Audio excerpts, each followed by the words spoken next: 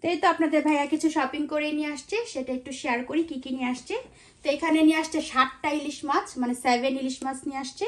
এই যে একটা, সবগুলা প্রত্যেকটা প্যাকেটের মধ্যে একটা করে কাটাই নিয়ে আসছে। যে এখানে 1টা 2টা 3টা 4টা 5টা 6টা, তো 6টা ইলিশ মাছ কাটায় নিয়ে আসছে। আর একটা দেখেন বিগ সাইজের ইলিশ, এটা কাটায় আনে নাই।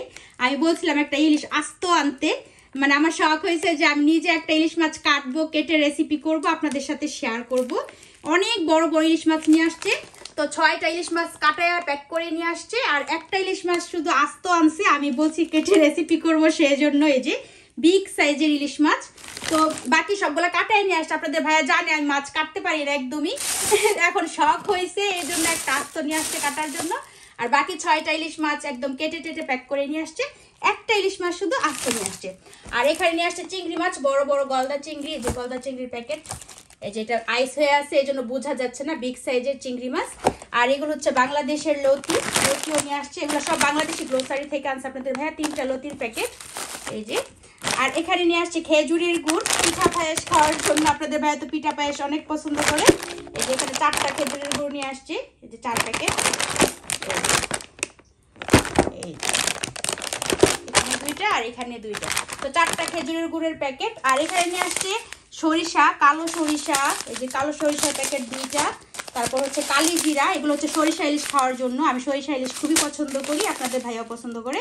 তো এখানে 2টা কালি জিরার প্যাকেট, এই যে 2টা কালি জিরার প্যাকেট। আর 2টা হচ্ছে কালো সরিষা দিয়ে সরিষা ইলিশ রান্না করলে বেশি মজা হয়। আর এগুলো আপনারা চিনেন কিনা আমি জানি না, এগুলো হচ্ছে কাউন। এগুলো দিয়ে পায়েস রান্না করলে অনেক মজা লাগে। দুধ, খেজুরের গুড়, নারকেল টারকেল দিয়ে এই কাউন দিয়ে যখন পায়েস রান্না করা হয় অনেক বেশি মজা হয়। তো আপনাদের ভাইয়া 2টা কাউনের প্যাকেটও নিয়ে আসছে, এই যে দেখেন। তো কাউন দিয়ে, খেজুরের গুড় দিয়ে, দুধ দিয়ে, তারপর নারকেল দিয়ে মজা করে পায়েস বানাবো। যখন বানাবো ট্রাই করবো আপনাদের সাথে শেয়ার করার জন্য। তো দেখেন আমার টেবিল পুরো ভরে গেছে, এগুলো এখন আমাকে গুছাইতে হবে। মানে বাংলাদেশেও যা পাওয়া যায় না, আমার মনে হয় এখানেও সব পাওয়া যায়। বাংলাদেশে শপিং করতে গেলে টাউন আমি কোনোদিনও দেখি নাই, বাট এখানে সব পাওয়া যায়। আমেরিকাতে টাকা থাকলে পাওয়া যায় না এমন কোনো জিনিস নাই। তো ইলিশ মাছটা একটু দাম বেশি নেয়, 1 পাউন্ড কত জানি নেয়। তো যাই হোক, আমার বাসায় আমরা মানে আমার বাসায় আমি ইলিশ মাছ আর চিংড়ি মাছ ছাড়া কোনো মাছ বেশি খাই না, পছন্দ করি না। আর আমার বাচ্চারা তো মাছ খাই না, আপনাদের ভাইয়াও তেমন মাছ খায় না।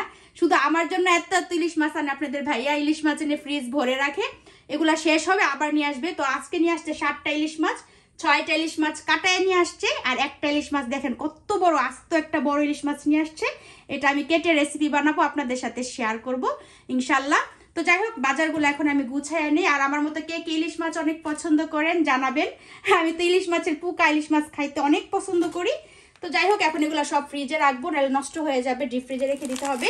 আর এই মাছটা যেদিন আমি আস্ত ইলিশ মাছটা আমি নিজে কেটে রেসিপি করব, আপনাদের সাথে শেয়ার করব। এই যে দেখেন কত বড় একটা ইলিশ মাছ, সবগুলাই বড় বড়।